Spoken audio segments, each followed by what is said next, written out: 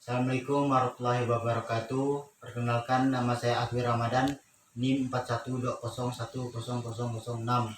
Prodi Pencaskesrek, mata kuliah Agama Islam, dosen pengampung Abdillah MPDI. Saya akan menjelaskan tentang peta konsep penyebutan nama manusia dalam Al-Quran. Penyebutan nama manusia di dalam Al-Quran dibagi menjadi 4, yaitu 1. Al-Insan, 2. Al-Bashar, 3. Bani Adam, 4. An-Nas. 1. Al-Insan, asal kata dari insan berarti dari kata al-uns dan sebanyak 65 kali disebutkan dan tersebut di dalam 43 surat. Insan dapat diartikan lemah lembut, harmonis, tampak, atau pelupa. Kata ini digunakan dalam Al-Quran untuk menyampaikan tentang manusia yang kemanusiaannya secara totalitas jiwa dan raga. Manusia yang telah sampai pada segi insan yang sempurna, yakni kamil, bermakna manusia sempurna yang memang susah ditemukan. Karena umumnya manusia seperti ini memiliki menepi meninggalkan segala hiruk-pikuk dunia. Dalam penjelasan di Al-Quran ada pada surat Al-Insan ayat 1. 2. Al-Bashar, manusia dengan gelar Basarun disebut sebanyak 36 kali dan tersebar di dalam 26 surat. Secara etimologi, Bashar berarti kulit kepala, wajah dan tubuh yang menjadi tempat tumbuhnya segala macam rambut.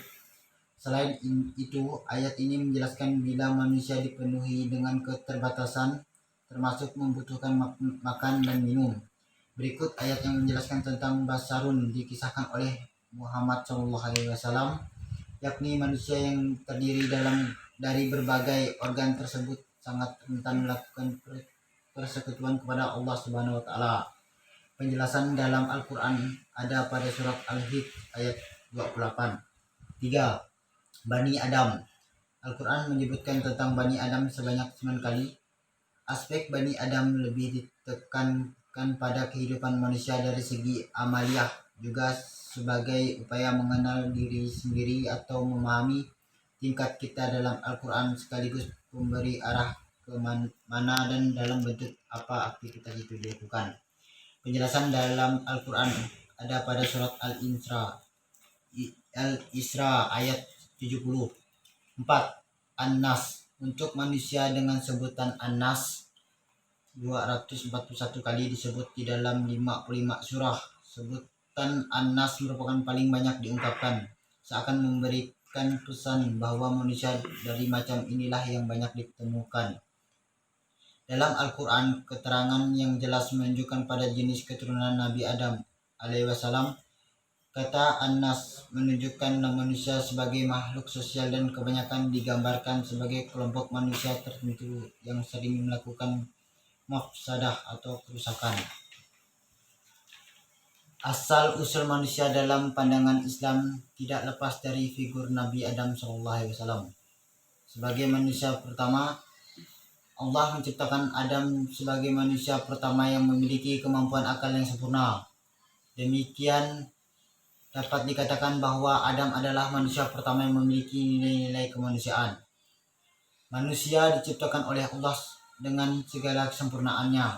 Manusia diberi akal pikiran sehingga dengan akal tersebut mereka dapat berpikir. Dengan berpikir, manusia mampu mengajukan pertanyaan serta memecahkan masalah. Dengan adanya akal pula, manusia berbeda dari makhluk-makhluk ciptaan Allah yang lain. Islam mendorong manusia agar menggunakan potensi yang dimiliki secara seimbang. Akal yang berlebihan mendorong manusia pada kemajuan material yang hebat, namun mengalami kekosongan dalam hal ruhaniyah, sehingga manusia terjebak dalam segala kesombongan yang merusak dirinya sendiri. Dalam menggunakan potensi-potensinya, manusia harus menjadi makhluk psikofisik, berbudaya dan beragama untuk tetap mempertahankan kapasitas dirinya sebagai makhluk yang paling mulia. Al-Quran menegaskan kualitas dan nilai manusia dengan menggunakan 3 macam istilah yang saling berhubungan satu sama lain, yaitu Al-Insan dan Nas. al-insan, an-nas, al-bashar, dan Bani Adam. Kata al-insan berasal dari kata nasia yang lupa, menunjukkan adanya hubungan dengan kesadaran diri. Manusia disebut al-insan karena kecenderungan akan sifat lupa sehingga memerlukan teguran dan peringatan. Kata al-insan digunakan Al-Quran untuk menunjukkan kepada manusia secara keseluruhan dari totalitas jiwa serta raganya. Kata al-insan untuk penyebutan manusia diambil dari asal kata al-uns atau anisa yang artinya jinak dan harmonis. Karena pada dasarnya manusia dapat menyesuaikan diri dengan realitas hidup dan lingkungannya. Sedangkan kata Anas merupakan jamak dari kata al-insan. Kata ini digunakan untuk menunjukkan sekelompok manusia, baik dalam arti jenis manusia maupun sekelompok tertentu dari manusia. Kata al-bashar dipakai untuk menyebut semua makhluk, baik laki-laki maupun perempuan, baik satu maupun banyak. Kata al-bashar adalah jamak dari kata basyarah yang artinya kulit.